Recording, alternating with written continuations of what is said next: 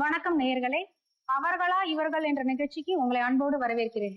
அவர்களா இவர்கள் நிகழ்ச்சி அப்படின்னா என்னன்னு பாக்குறீங்களா? அதாவது உலகத்துல ஏதாவது ஒரு கார்னர்ல டேலண்டான பர்சன்ஸ் இருப்பாங்க. அவங்கள இந்த நிகழ்ச்சி மூலமா உங்களுக்கு அறிமுகப்படுத்துறது இந்த அவர்களா இவர்கள் நிகழ்ச்சி. இன்னைக்கு அவர்களா இவர்கள் நிகழ்ச்சியில புது கெஸ்ட் பூர்ணிமா முருகேசன். அவங்கள பத்தி ஒரு ஏவி பார்க்கலாம்.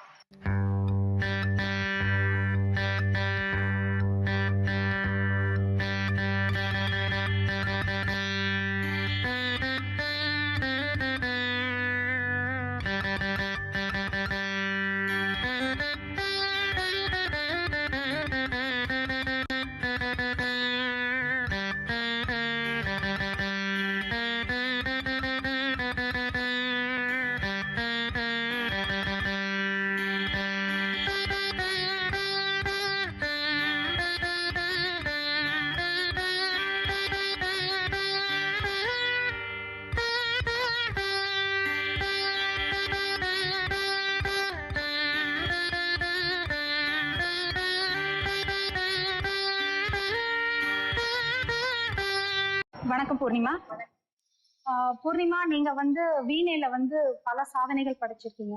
முதல்ல இந்த வீணை வாசிக்கிறது அப்படின்றது உங்களுக்கு எப்படி இன்ட்ரெஸ்ட் வந்தது? ஆக்சுவலி நான் பிறக்கிறதுக்கு முன்னாடியே என்னோட அம்மா வீணை வாசிக்க ஆரம்பிச்சிட்டாங்க. நான் 9 months இருக்கிற வரைக்கும் அவங்க வீட்டுல வாசிச்சுட்டே இருப்பாங்க. ஒருவேளை என்னமோ எனக்கு அதனாலதான் வீணை மேல ஒரு இன்ட்ரெஸ்ட் வந்துச்சா என்னன்னு எனக்கு தெரியல.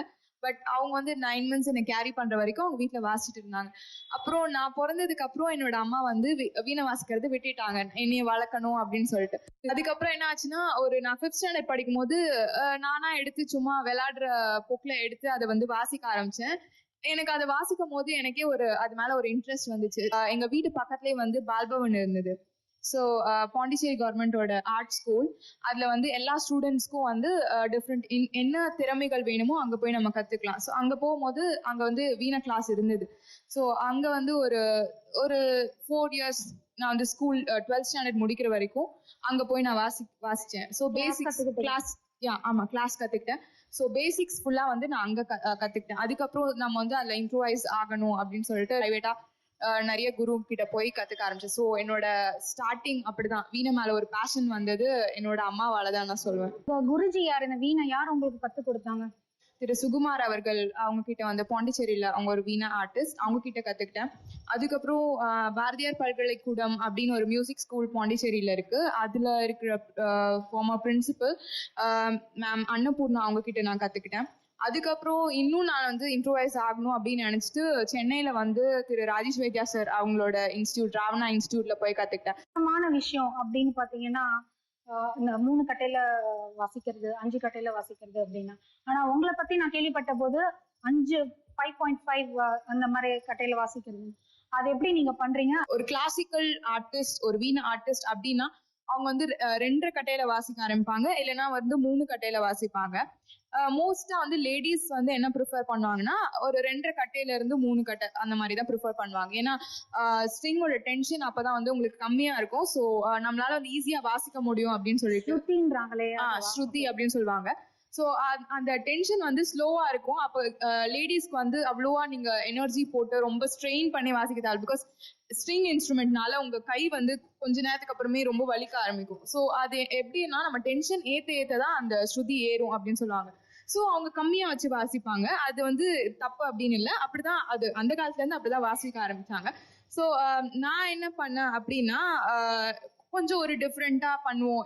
எதுக்கு நம்ம எல்லாரும் போல சேமா அதே கம்மியான ஸ்ருதியில வாசிக்கணும் அப்படின்னு சொல்லிட்டு I decided. அதுக்கப்புறம் I went for G, அதாவது 5 கட்ட ஸ்ருதியில வாசிச்சு பார்க்கலாம் அப்படின்னு சொல்லிட்டு நான் வாசிக்க ஆரம்பிச்சேன். ஸோ இப்போ வரைக்குமே, அப்பையில இருந்து இப்போ வரைக்குமே, சின்ன வயசுல இருந்தே நான் ஜீல தான் வாசிக்க ஆரம்பிச்சேன். ஸ்ட்ரிங் ரொம்ப டைட்டா இருக்கும், ரொம்ப கஷ்டமா இருக்கும் கேர்ள்ஸ்க்கு, ரொம்ப ஸ்ட்ரெயின் பண்ணணும், ரொம்ப எனர்ஜி போடணும். அண்ட் தென் வெளியில நாம கச்சேரி போகும்போது அப்படின்னு பாத்தீங்கன்னா, எல்லா கீபோர்ட் மாதிரி நான் டிரான்ஸ்போஸ் பண்ணி தான் வாசிப்பேன். பிகாஸ் கச்சேரி போகும்போது அங்க இருக்க ஆர்டிஸ்ட்லாம் சொல்லுவாங்க, இல்ல எங்களால எல்லா பாட்டையுமே 5ல வாசிக்க முடியாது, இல்ல நீங்க 3ல வாசிங்க, இல்ல 2ல வாசிங்க அப்படின்னு சொல்லும் போது நான் போயிட்டு இல்ல நான் 5ல தான் வாசிப்பேன் அப்படின்னு அப்படின்னு சொல்ல மாட்டேன். ஸோ அங்க போகும்போது ஓகே அப்படின்னு சொல்லிட்டு நான் வந்து ஒரு கீபோர்ட் ஆர்டிஸ்ட் மாதிரி உடனே 5ல வந்து 2 பிடிச்சி வாசிப்பேன், 5ல வந்து 3 பிடிச்சி வாசிப்பேன். ஸோ அந்த 5 ஸ்ருதி அப்படின்றது வந்து அதுலயே கான்ஸ்டன்டா. எவ்வளவு ஸ்ருதி வரைக்கும் அந்த மாதிரியே வாசிக்க முடியும்? 5 தான் மேக்ஸிமம். மேக்ஸிமம் 5. அதுலதான் நீங்க அப்படியே உலக சாதனைய படைச்சிருக்கீங்க. ஆமா, சூப்பர். இப்பொழுது நிகழ்ச்சியில் சிறிய விளம்பர இடைவேளை. நான் ஒரு பேங்க் எம்ப்ளாயி. என் பையன் ஒரு பேங்க் வேலைக்கு தான் போகணும்னு ஆசைப்பட்டேன். அதனால பிஃபிட் பேங்க் கோச்சிங் இன்ஸ்டியூட்ல சேர்த்தேன். அது பேங்கர்ஸே நடத்துற ஒரு institute. Video lessons, online test, நிறைய ஃபீச்சர்ஸ். இன்னைக்கு அவனும் ஒரு பேங்க் எம்ப்ளாயி. ரொம்ப பெருமையா இருக்கு. நீங்களும் 8110855050 கால் பண்ணுங்க. உங்க பசங்களை பேங்க் வேலையில பாருங்க. பே 4,999 பென்ட்ரைவ் மாடல் வாங்குங்க. 32 GB pen drive, 4 book, online portal ID உங்க வீடு தேடி வரும். உங்கள் இல்லங்களின் சுப நிகழ்ச்சிகளை நவீன தொழில்நுட்ப தரத்தில் வீடியோ மற்றும் புகைப்படங்கள் எடுத்து தர கணபதி கலலா பென் studio, 1G, 2nd main road, United India colony, Kodambakkam, Chennai 24. Mobile 9384801416 and 9003031416. Phone 04424801416. Email ganpatstudio@gmail.com.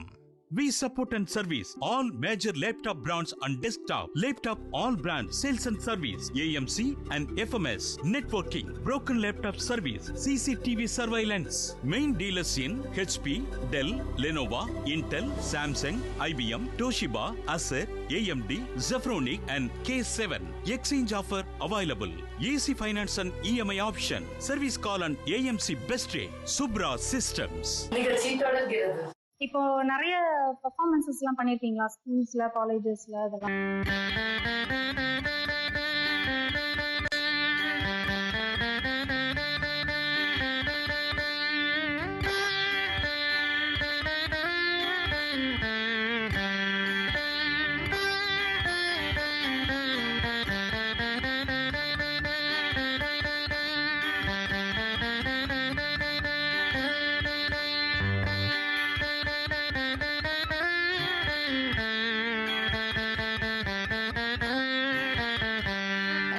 Highest அப்படின்னு பாத்தீங்கன்னா போன வருஷம் April 12th அன்னைக்கு வந்து டெல்லி தமிழ்ச்சங்கம் வந்து எனக்கு எக்ஸ்க்ளூசிவா ஒரு 3 hours ப்ரோக்ராம் கொடுத்தாங்க. ஸோ அது வந்து என்னோட பெரிய பாக்கியமா நான் நினைக்கிறேன். அந்த டெல்லி ட்ரிப்போட ஸ்பெஷாலிட்டி என்ன அப்படின்னா, நான் வாசி முடிச்ச உடனே ஒரு சார் வந்து எங்க கிட்ட பேசினாங்க. இந்த நான் வந்து அவங்கள ஒருத்தவங்க கிட்ட மீட் பண்ண கூட்டு போறேன் அப்படின்னு சொன்னாங்க. நாங்க சொன்னேன் okay sir, thank you very much அப்படின்னு சொன்னோம்.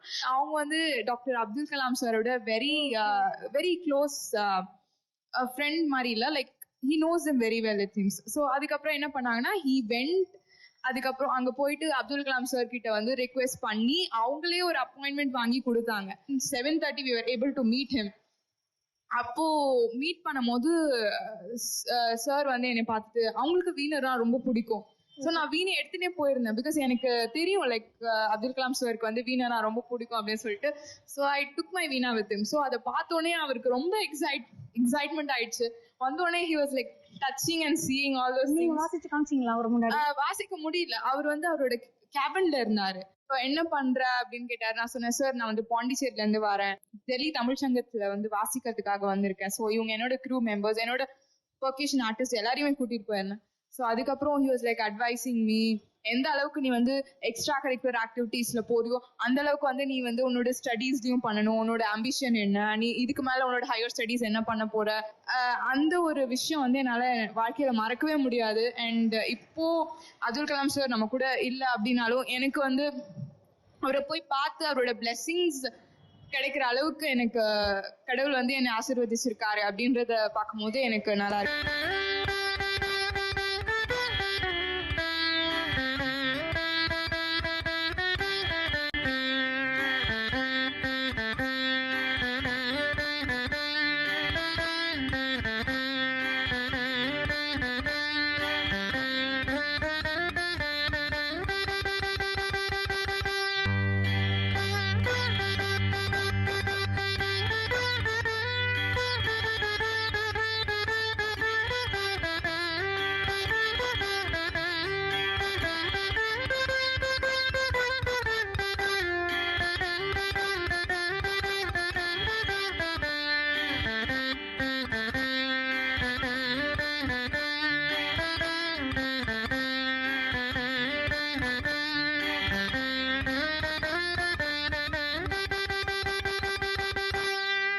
இதான் என்னோட வீணால இருக்கிற ஓயாஜ் அப்படின்னு சொல்லலாம்.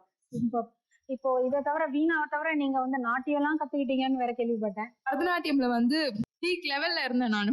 அதுக்கப்புறம் என்ன ஆச்சுன்னா ஒரு சர்டன் ஸ்டேஜ்க்கு அப்புறம் என்னோட அம்மா சொன்னாங்க, டான்ஸ் வந்து நீ கத்துக்கலாம், பட் உன்னால வயசானதுக்கு அப்புறம் உன்னால டான்ஸ் ஆட முடியாது, அப்போ என்ன பண்ணுவ? சோ வந்து நீ வயசானாலும் உன்னோட டேலண்ட் எக்ஸிபிட் பண்ற மாதிரி, இப்போ பாட்டுனா வந்து நீ எவ்வளவு வயசானாலும் நீ வந்து போய் பாடலாம், உன்னோட டேலண்ட் எக்ஸிபிட் பண்ணலாம். அதுக்கப்புறம் தான் சடனா நான் வந்து வீணைக்கு வந்ததுனால ஃபுல் ஃபிளெஜ்டா வீணையில ஆரம்பிச்சிட்டேன். அண்ட் ஸ்போர்ட்ஸ் பாத்தீங்கன்னா இப்போதைக்கு நான் வந்து டான்ஸ் சொன்னேன் இல்லையா, அண்ட் பாட்டும் எனக்கு ரொம்ப இன்ட்ரெஸ்ட், பாட்டும் நல்லா பாடுவேன். கர்நாடி கிளாஸஸ் எல்லாம் போனேன். ஸ்போர்ட்ஸ் அப்படின்னு பாத்தீங்கன்னா I am a national shuttle player. So பாண்டிச்சேரியில கண்டினியூஸா ஸ்டேட் சாம்பியன் நான் ஃபார் 5 years.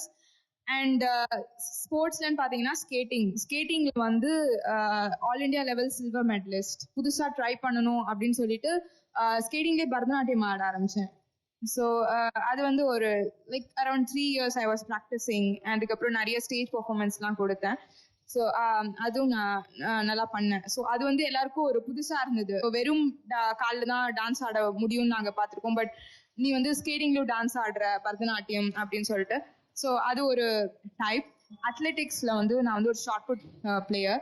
அதுலயும் கண்டினியூஸா 3 years வந்து ரீஜனல் லெவல்ல கோல்டு மெடல் வாங்கினேன் பாண்டிச்சேரியில. இவ்வளோ டேலண்ட்ஸ் வச்சுங்க. அப்போ உங்க வீட்ல மொத்தம் எவ்வளவு சர்டிபிகேட்ஸ் எவ்வளவு வச்சிருக்கீங்க?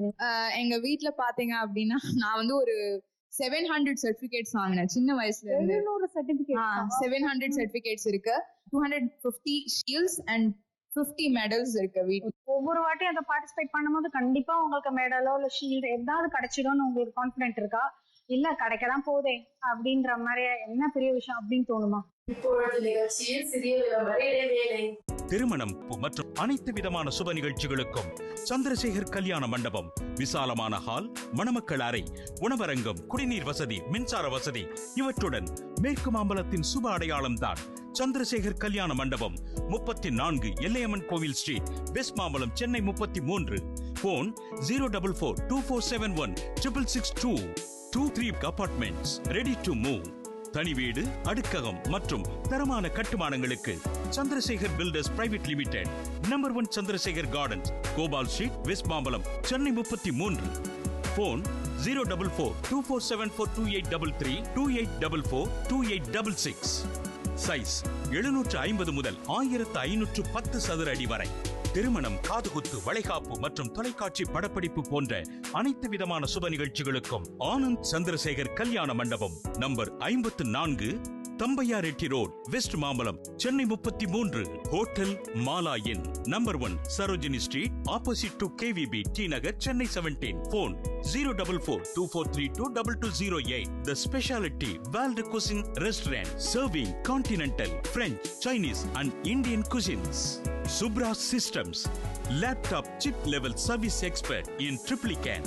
Mobile 9566288147. Phone 044-421-41516. நிகழ்ச்சி தொடர்கிறது. ஆக்சுவலி நான் பிரைஸ் வாங்கணும்ன்றதுக்காக போய் பார்ட்டிசிபேட் பண்ண மாட்டேன். எப்பயும் என்னோட அப்பா அம்மா அப்படி சொல்லி கொடுக்கல.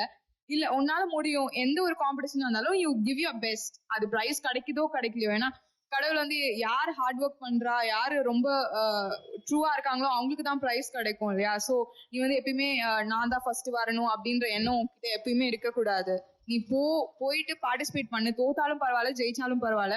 அதே மாதிரி ஜெயிச்சாலும் நான் ஜெயிச்சிட்டேன் அப்படின்ற ஒரு என்ன சொல்ற ஒரு திமிரோ இல்ல ஒரு எண்ணமோ உனக்கு வரக்கூடாது. அதே மாதிரி நீ தோத்துட்டாலும் அதுக்காக உட்காந்து அழுதுகிட்டோ ஃபீல் பண்ணவோ கூடாது. Just like that, for fun, go and have fun அப்படின்னு தான் சொல்லுவாங்க. ஸோ அது ஒரு பெரிய விஷயமா எனக்கு தெரியல. இப்போ கூட அவ்வளோ ப்ரைஸ் இருக்கு, நான் சத்தியமா யோசிச்சது கூட கிடையாது. இப்போ வீணையில வந்து எந்த பாட்டு கொடுத்தாலும் வாசிப்பீங்களா? இல்ல கிளாசிக்கல் மட்டும்தானா, இல்ல சினிமா பாட்டு எது கொடுத்தாலும் வாசிப்பீங்களா? இப்போ பாத்தீங்க அப்படின்னா நிறைய ஆர்டிஸ்ட் வந்து அவங்க தான் வந்து நோட்ஸ் கொடுத்தா மட்டும்தான் அவங்க வந்து வாசிப்பாங்க. பிகாஸ் அவங்க வந்து கிளாஸஸ் நிறைய போறதுனால அவங்களோட மாஸ்டர்ஸ் அவங்களுக்கு என்ன சொல்லி கொடுத்தாங்களோ ஸோ அந்த நொட்டேஷன் அப்படின்னு சொல்லுவாங்க. ஸோ அந்த நொட்டேஷனை பார்த்து தான் அவங்களால வாசிக்க முடியும், அது எந்த ஒரு ஆர்டிஸ்டா இருந்தாலும் சரி. ஸோ ரேர் கேசஸ் அப்படின்னு பார்த்தீங்கன்னா சில பேர் வந்து அவங்களுக்கு வந்து அந்த கேட்கும் திறன் இருக்கும், அவங்க அந்த பாட்டை கேட்ட உடனே அவங்களால வாசிக்க முடியும்.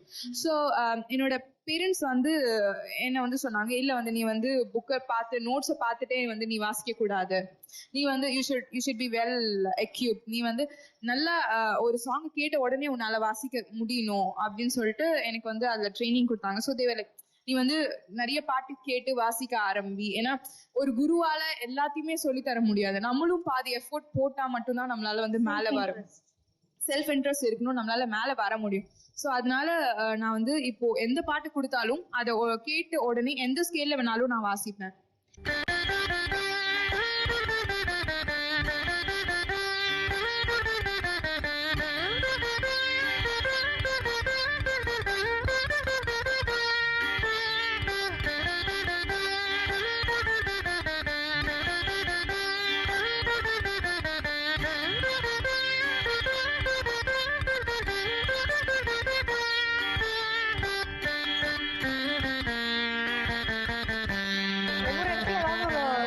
ஞாபகம் வந்திருக்கும் உங்களுக்கு, அதாவது என்ன சொல்றது, ஒரு சம்பவம் அப்படின்னு இருக்கும், அந்த மாதிரி ஏதாவது ஒரு மறக்க முடியாத சம்பவம் இந்த மாதிரி ஏதாவது இருக்கா? கண்டிப்பா இருக்கு. ஏன்னா நான் வந்து 11th ஸ்டாண்டர்ட் படிக்கும் போது அப்போதான் நான் வந்து இந்த புதுசா சாங்ஸ் கேட்டு பிராக்டிஸ் பண்ண ஆரம்பிக்கிற ஸ்டேஜ் அதுதான். அப்போதான் அந்த பேசிக்ஸ் லெசன்ஸ் எல்லாம் முடிச்சுட்டு அப்போதான் நான் அந்த புதுசா ஒரு சரி நம்ம வந்து ஏன் ஒரு பெரிய ஷோ பண்ணக்கூடாது அப்படின்னு சொல்லிட்டு, அப்போ என்ன ஆச்சுன்னா ஏன்னா யாருக்குமே என்னை பத்தி தெரியாது இல்லையா, நான் வந்து ஒரு சின்ன பொண்ணு, I was like just 13 or something.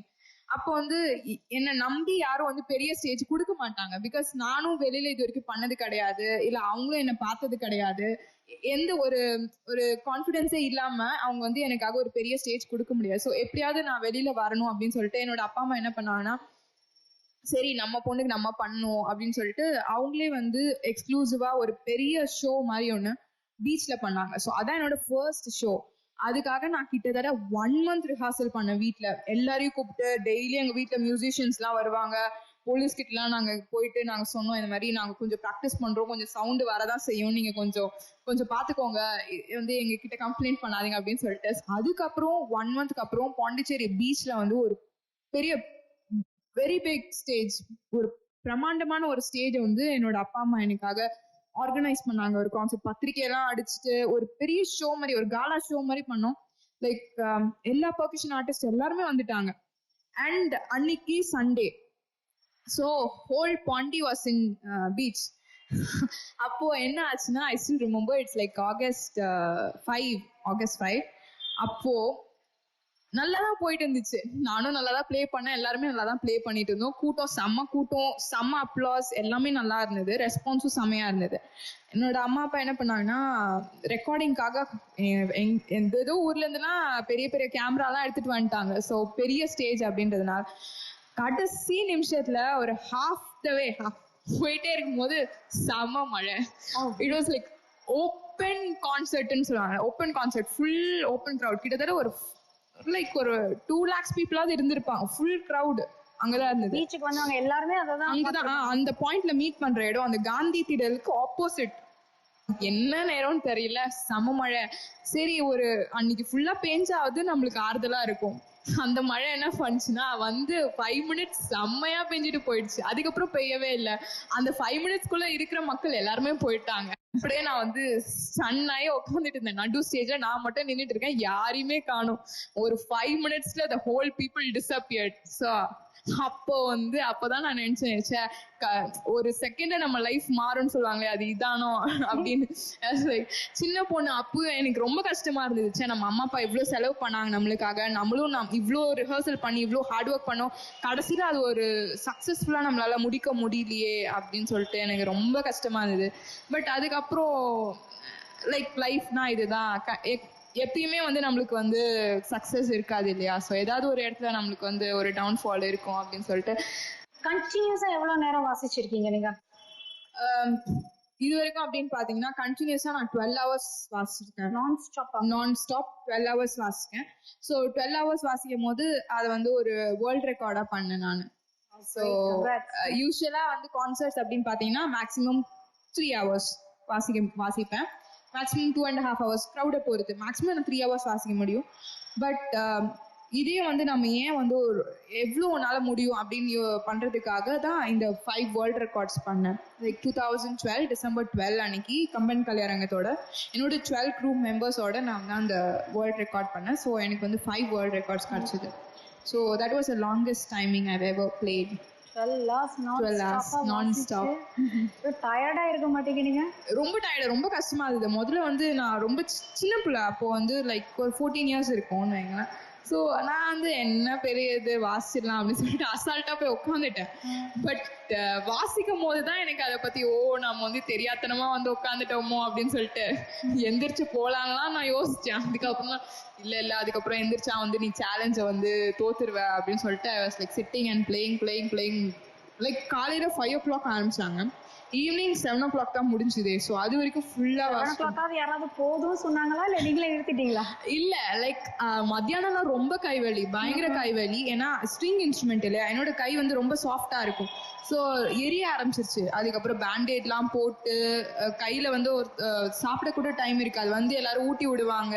So டக்குன்னு சாப்பிடணும், வாசிட்டே இருக்கணும், ரொம்ப கஷ்டம். 12 hours வந்து எப்பண்டா முடியும் அப்படின்னு இருந்தது. பட் கடைசியில 7 o'clock ஆன உடனே கவுண்ட் டவுன் பண்ணாங்க.